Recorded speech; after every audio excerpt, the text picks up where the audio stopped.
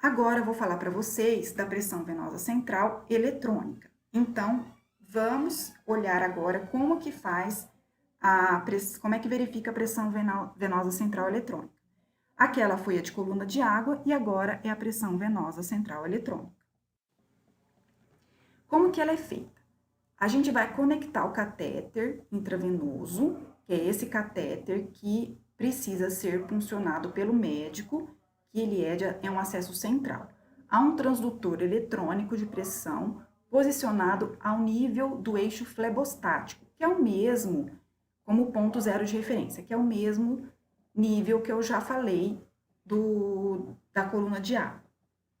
A onda de pressão que é captada pelo diafragma do transdutor desse módulo eletrônico vai transformar o impulso mecânico em elétrico, tá? Impulso do coração em impulso elétrico, o qual, por sua vez, é ampliado pelo monitor eletrônico, programado para o registro de curvas e representado na tela do equipamento ou em papel da seguinte forma.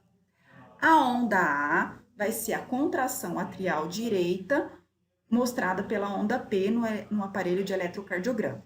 A onda C, ela significa o fechamento da válvula tricúspide após o complexo QRS no eletrocardiograma, e a onda V é o enchimento do átrio direito, que é a parte final da onda T no eletrocardiograma. Os materiais necessários para mensuração eletrônica.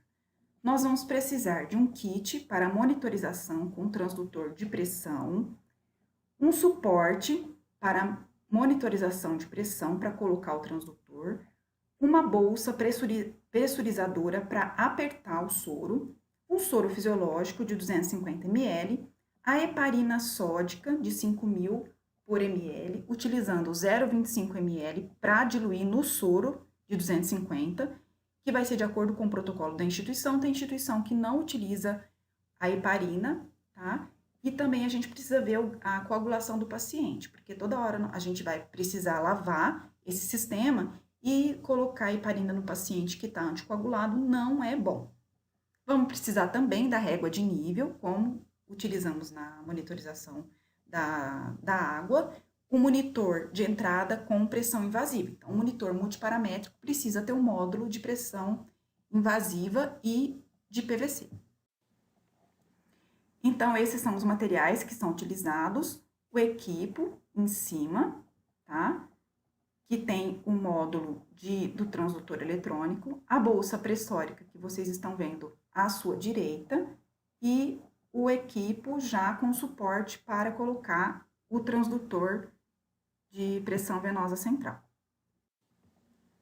Mais um pouquinho para vocês verem aonde é conectado, né, o monitor, o equipo, o soro,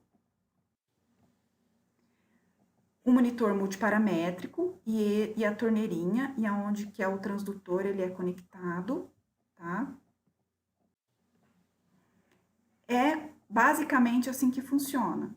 Tem a bolsa pressórica com soro com heparina lá diluído, e a gente coloca numa pressão básica, tá? Que vai mandar para o paciente no máximo 3 ml hora de solução. Aí a gente tem o equipo, a gente tem o transdutor com torneirinha, que vai ficar aberta ou fechada de acordo com a hora que você vai fazer a medida. Pode ser uma medida contínua, então ela fica aberta. Se for uma medida de tempos em tempos, nós vamos deixar fechado. Lembrando que se ela ficar fechado, o sistema pode coagular, tá? Então, é importante que ela fique aberta, mas não introduzindo o soro com heparina o tempo todo no paciente, correto? A monitorização eletrônica contínua, ela vai utilizar, então, o transdutor de pressão calibrado em milímetros de mercúrio, diferente da manual, que a gente vai medir em centímetros de água. Então, como é que a gente vai fazer? Manter o paciente em posição supina, decúbito dorsal, sem o travesseiro, assim como a medida da PVC de coluna de água, certificar-se do correto posicionamento do transdutor. O zero do transdutor, o transdutor ele tem que ficar, na coluna de água não tem a régua que a gente vai posicionar, o zero da régua, no mesmo local que é do quarto espaço intercostal na linha axilar média, neste caso, o transdutor, a torneirinha do transdutor, ele que vai ficar nesse zero hidrostático do paciente, que fica no quarto espaço intercostal, na linha que dá em conjunto com a linha axilar média, que é a altura do átrio direito, e o transdutor deve ficar aí neste ponto.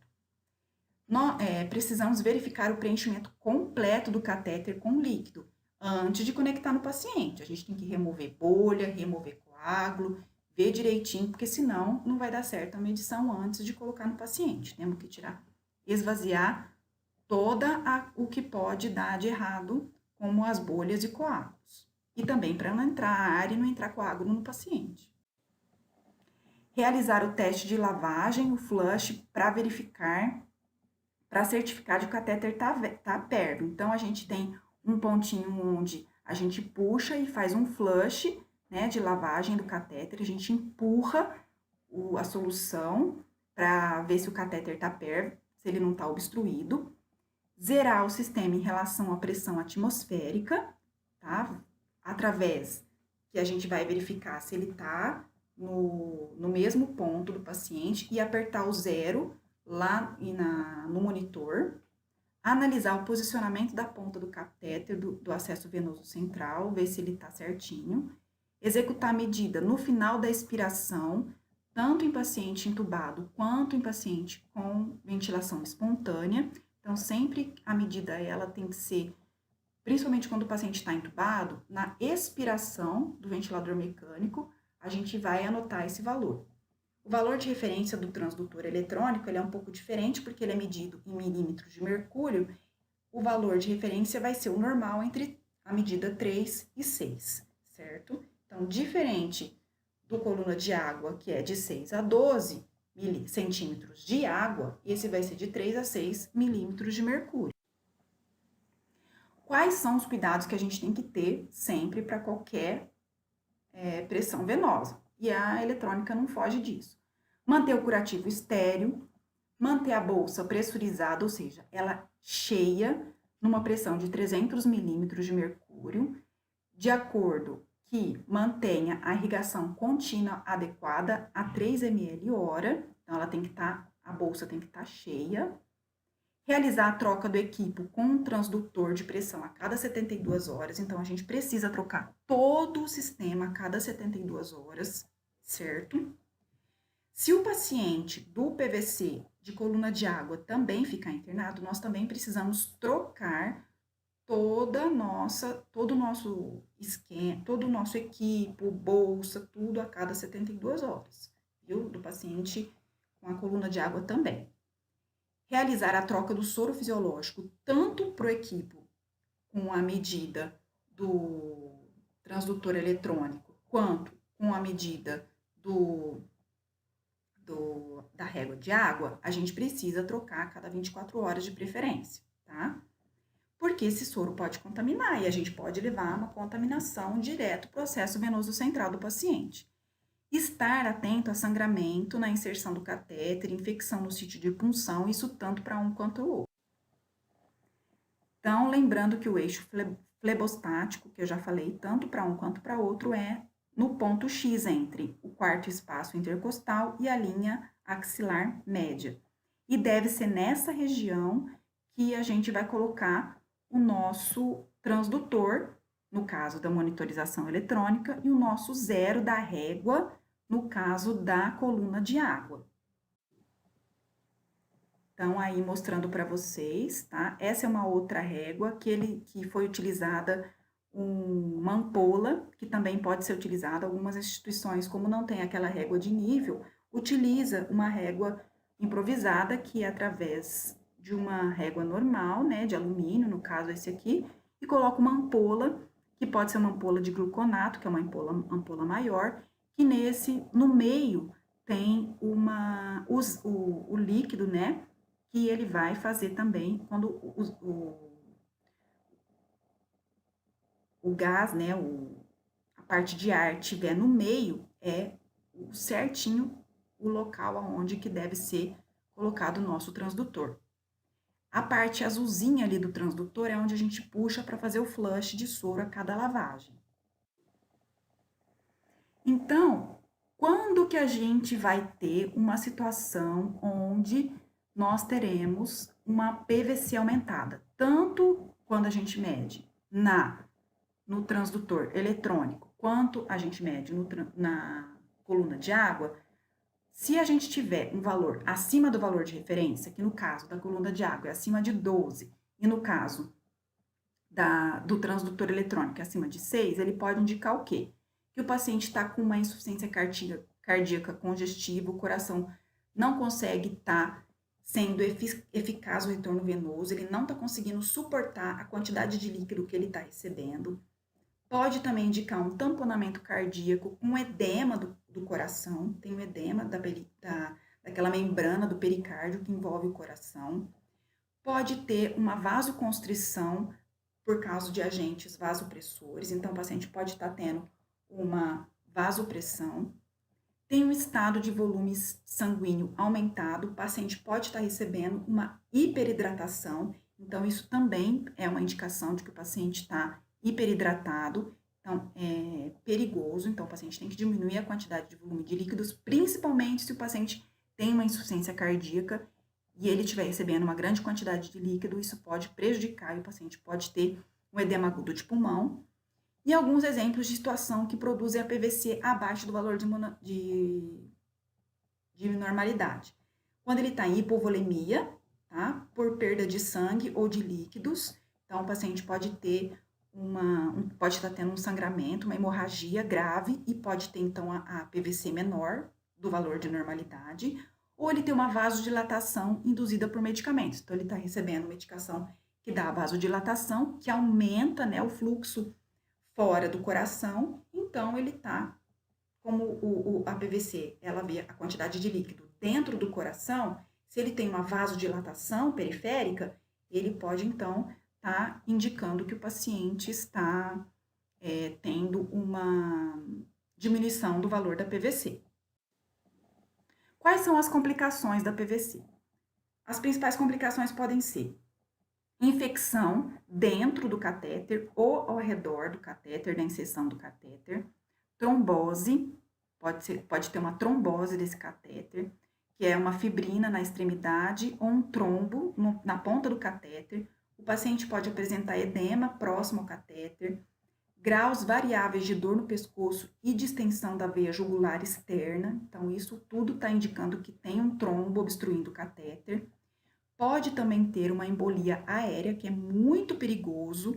Se a gente não tiver preenchido todo o sistema com soro, o paciente pode ter entrada de ar no sistema e aí vai direto cair no ventrículo direito e o paciente pode ter uma embolia aérea e pode levar a uma parada tanto cardíaca quanto pulmonar e o paciente pode ir a óbito. Então, é muito cuidado. Sempre verificar se não tem ar no sistema, tem que preencher todo com soro, tanto da coluna de água quanto do transdutor eletrônico, tem que estar todo o sistema preenchido com soro. O paciente ele pode apresentar confusão, lipotímia, ansiedade, diminuição do débito cardíaco, devido à espuma que se forma dentro do ventrículo a cada contração, e o paciente pode ter uma parada cardíaca com isso. Pode também ter o deslocamento do acesso, então ele sai daquele ponto próximo ao átrio, ele sobe, então o valor também não é mais um valor fidedigno, então não vai estar mais dando o valor correto de PVC.